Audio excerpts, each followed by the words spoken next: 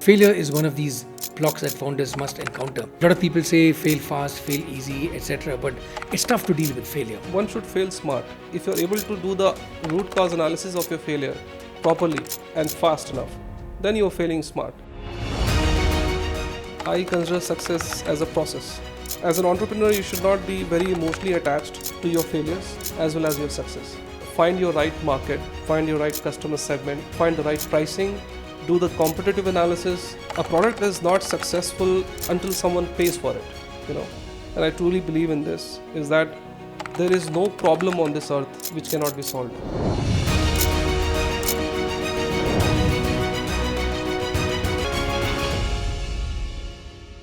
Hello, everyone, and welcome to our podcast today on Speed Scale Strategy, Founder Journeys and Lessons. My name is Madanmohan Rao, co-founder of MXR World, and joining us today on the podcast is Saurav Jha, founder and CEO of Simnovus. He is a graduate of Manipal Institute of Technology and IIM Bangalore. Welcome aboard the podcast. Thanks, Madan. Thanks for having me in your podcast. Great. Saurav earlier was with Nokia and Ixia and is now going to share with us some lessons on what he learned in his journey at Simnovus. So let me begin the first question with Saurav. I'm going to ask him about what are some of the common myths and misconceptions that you come across in the world of entrepreneurship? Yeah, so as I meet quite young and budding entrepreneurs even today, few of the myths that I commonly see in them, like first one that I see is that that I can do it alone attitude, and to most of them I tell them that the first thing that you should do is to find the right founding team, because one person cannot have all the skill sets and you need variety of skill sets to complement. That's the first myth, I would say. The second myth, what I commonly find is that, and I think it's related to the first one itself, that if I make a very innovative product, it will sell itself. I don't need anything else. That is not the case, because even if you have a very innovative and very solid product, you need a go-to-market strategy and a sales strategy to be able to grab the market. And similarly, the vice versa. If you have a very solid GTM, it doesn't mean that you don't need a product. You still need a good innovative product. And apart from this, you need a lot of strategy around operations, the optimization of your business operations and things like that, and then of course the finance strategy and a lot of things put into one place. Then it makes the business successful. That's, I would say, the second myth. A few of the other myths I would say is that so once I have the product, fine, but then why I'm making this product? What is the purpose? So what I would say is that first you should start with a purpose. What is the problem that you have seen that you want to solve? And only when you get the purpose, you will be able to find the right solution to that problem. You will be able to create the right strategies for your GTM, for your team. How do you build your team? What kind of team you want to build? So I would say these are the common myths that I see still in the entrepreneurs. Yeah, that's true. Those are very good tips from you for all your hard-earned lessons. I think it's very important for entrepreneurs to prepare themselves very well even before they start their journey. So speaking of journey, can you tell us how you got started? What gave you the idea of Simnovus? How did you get into the industry, this product, this space? How did you start? I think I would say it was always my dream to be an entrepreneur. And I remember that, when I think my first entrepreneurial journey was, not the journey, but the first entrepreneurial event was when I was just 8 years old. With my friends, I started a community library. I think it was very early 1990s. I just with my friends, I found a garage and I collected all the old books from the community. I started this exchanging of books and then collecting money on behalf of, like, renting the books. I still remember I was able to earn 400 rupees then, but then I had to stop it because I had my studies and all that. So it never went anywhere further from there. But that was my first experience, as an entrepreneur, that this is how you can add some value to the community. People liked reading books and, they got variety of books and all that stuff. That's how, so I think it was always there in me. And what I strongly believe is that if you have a dream, and you follow it, pursue it, you can have different methods, you can have different ways, but it takes you naturally towards it. And I think that's how Simnovus happened.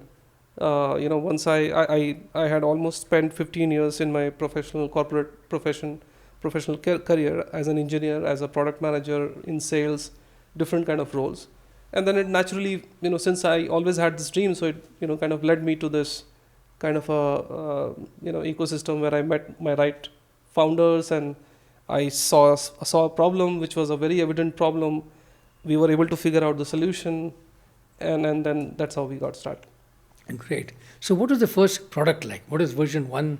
What are some of the features, and how does it differ from where you are today? Yeah, so I think that all came because me and my co-founders, we had a long professional experience as engineers and different roles.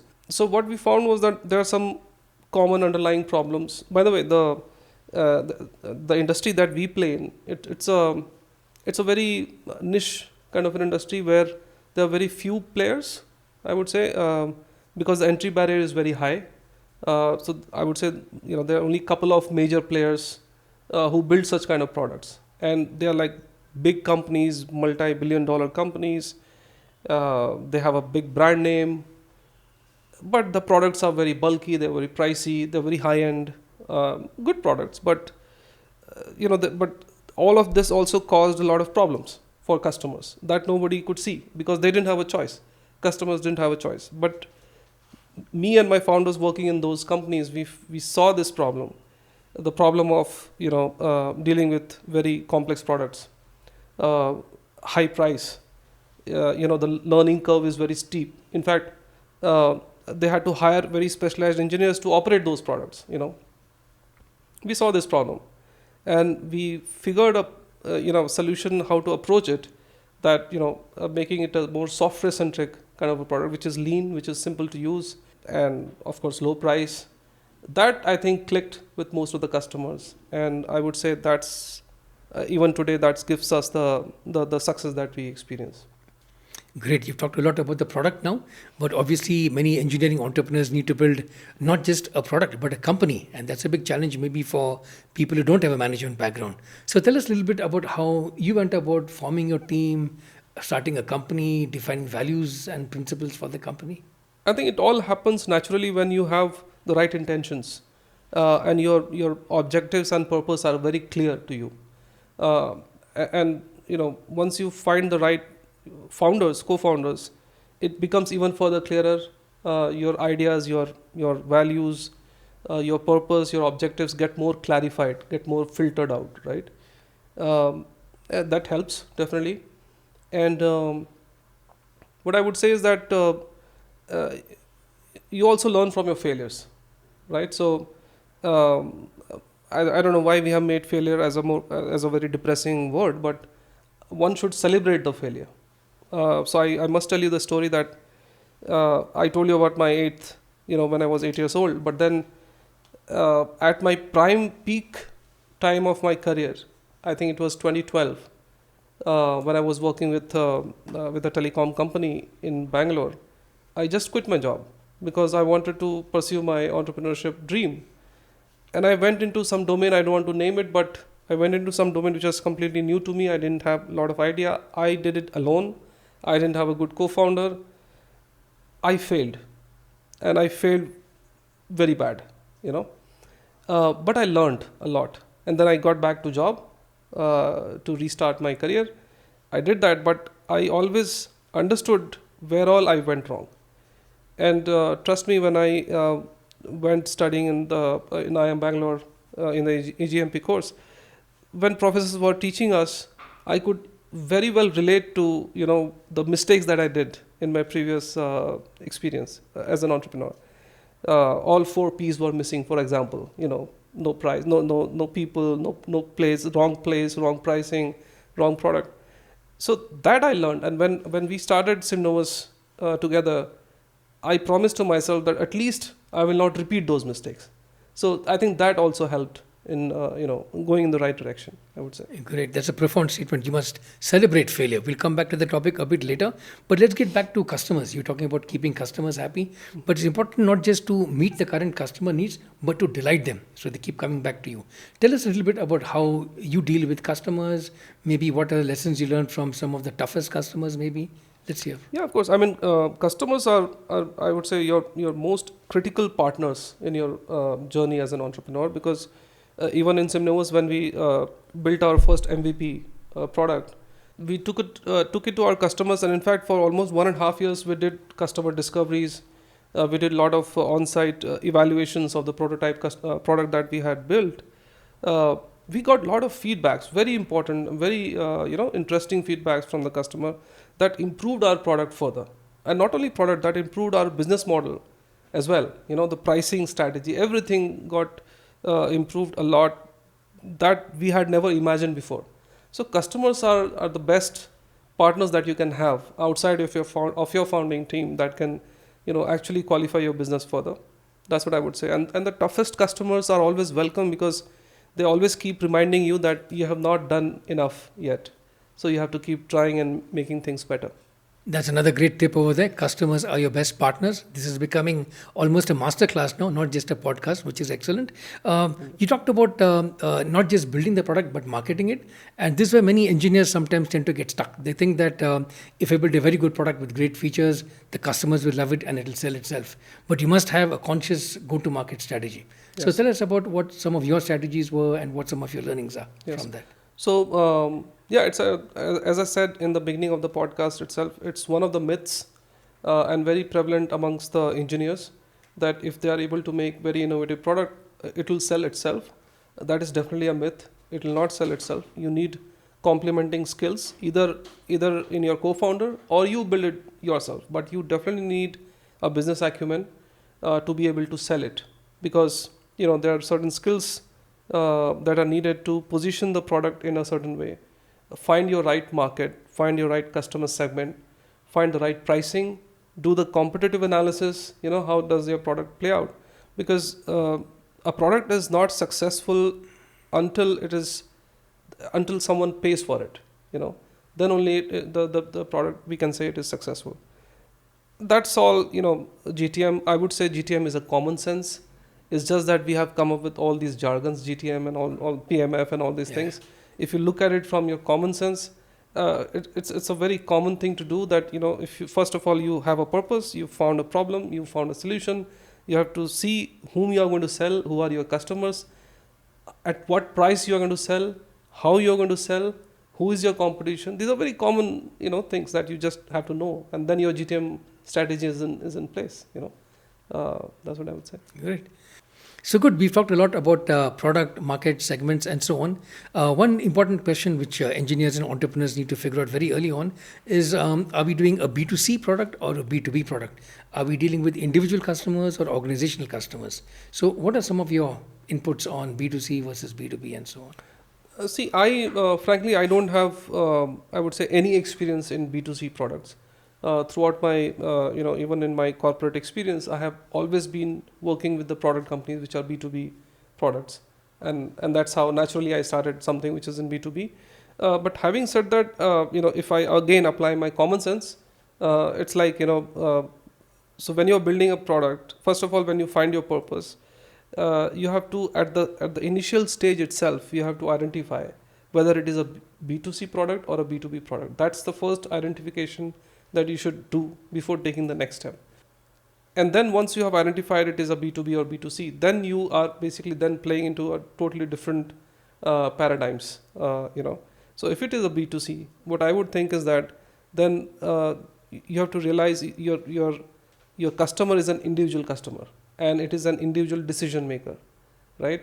So you have to position the product in such a way, pricing becomes totally different. The way you sell the product also becomes very different in that case. Whereas in a B2B segment, that you're dealing with a business where one individual is not a decision maker.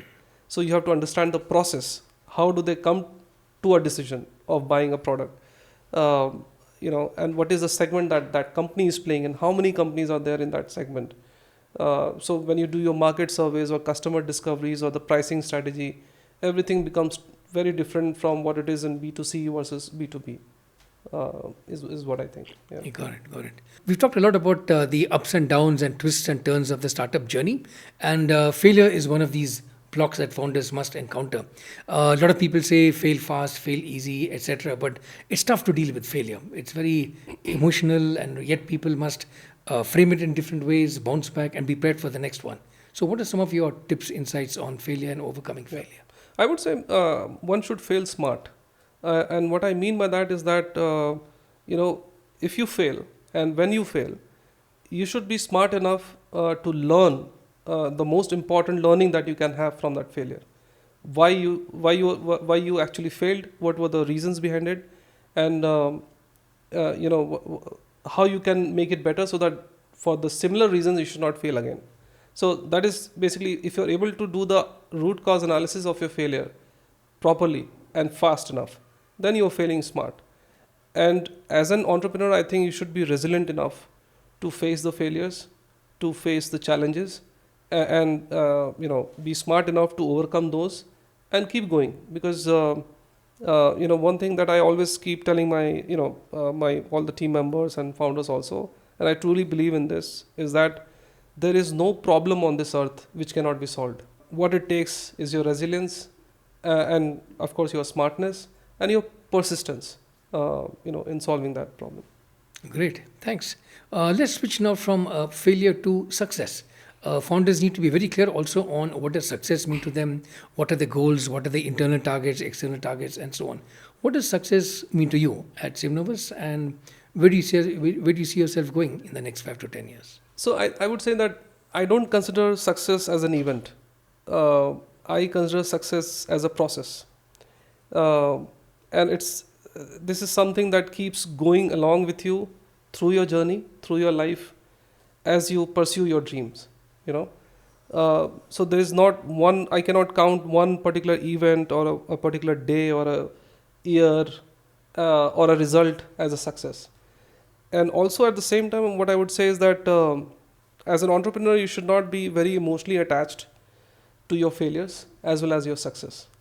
It's very momentary. You may be happy today for some reason, for some achievements, but then you have to move on beyond that tomorrow. And that's how you grow. So don't get attached.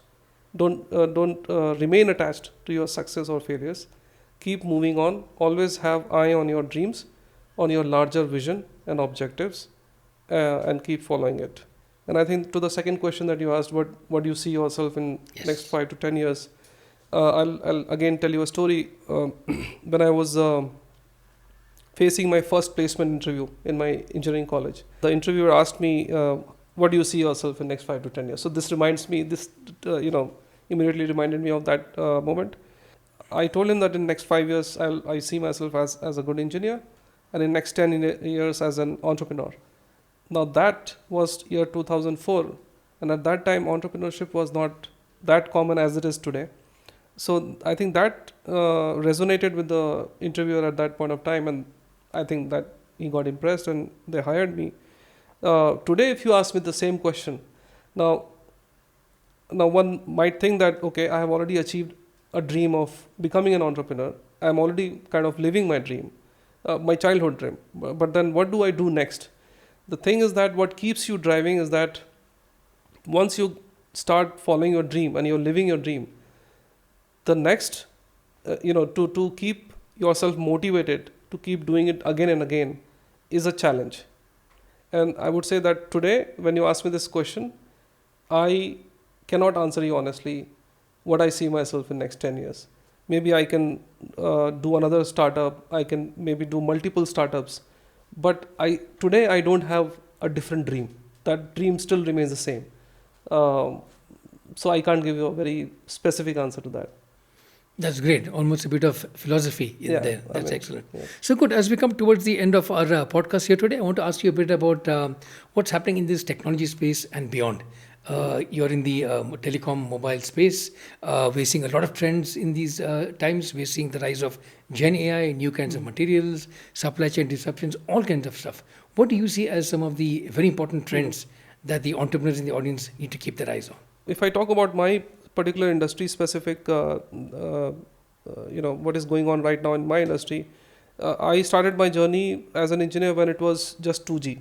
We were in the GSM technology, very low bandwidth, lot of call drops, And then we started evolving to 3G and then 4G and now 5G. So there's a lot of churn going on right now in the industry. People are basically getting back to the table and thinking what is the right way forward. 5G started with a big bang, but right now it is cooled down a little bit. It is mainly because there was a mismatch between what 5G can offer to the common people in terms of mobile broadband, because it was already being served by LT, the 4G technology. So 5G is mainly meant for the enterprises, which has not materialized yet, although people are working hard to do it. Then in between all this, suddenly the SATCOM has come up, and I can tell you that that is going to be the next trend. And there has to be a coexistence of SATCOM and the terrestrial network together, because what it gives customers is that not only the bandwidth and mobility, but also the reachability. There are many remote places or remote areas where we cannot take our terrestrial networks. That's where the SATCOM can help. So these are the few churns. Now talking about AI. So first of all, I'm sure that the engineers must have already understood it. AI is not a product. It's a technology. And it is not a very new technology. It existed since long time. In fact, I had 2 papers in my engineering college about artificial neural networks and things like that. But we never took it seriously. Now, recently what has happened is that we have been able to crack some very intelligent models using the theory of artificial neural networks. And people have now started imagining the usage of this technology into building certain products. And as I can tell you that this technology has the potential to be used in almost every kind of a product, making the product even further intelligent, smarter and efficient. So generative AI or machine learning and all this, these are the enablers, technology enablers, which an entrepreneur can sense and use to build a product. Now, but finally, when you build a product, it has to solve a problem and serve a purpose, whatever technology you use. And one more, I think I missed pointing out that myth, that to be a successful business, you don't have to be always, thinking of a very innovative product. A very simple product, a simple solution can also be a very successful business idea. Great. Thanks, Saurav. This has been a fantastic conversation. You've shared many stories from your experience. You've shared lots of trends about what to expect in the future. Can you sum up with maybe 3 key tips for the audience, the entrepreneurs in the audience, on how they should stay focused and become successful? 3 concluding tips. Yeah, I think if you are willing to be an entrepreneur, so first of all, have a dream and pursue it. And when you pursue a dream, be as resilient, as persistent as possible, and fail smart. Of course, you will face failures, and it's very natural. Celebrate it, learn from it, and move forward. Fantastic, Saurav. To sum up, I think I've got a huge list here of the other tips that you mentioned. One is celebrate failure, fail smart that you just mentioned, dream but pursue your dream. Your customer is your partner. Failure is part of the journey, but don't embrace only the failure and the success and move beyond it. Thank you so much, Saurav. Thank you, Any other concluding remarks before we sign off? No, I think I'm good. Thanks for conducting this podcast so well. I think you asked very interesting questions, and you actually took a lot of maybe some forgotten memories out of me. So that is really good. Thanks. Appreciate it. Thanks. I hope you all enjoyed our podcast. Do join us for our next lengthy podcast on different issues of interest. Thank you.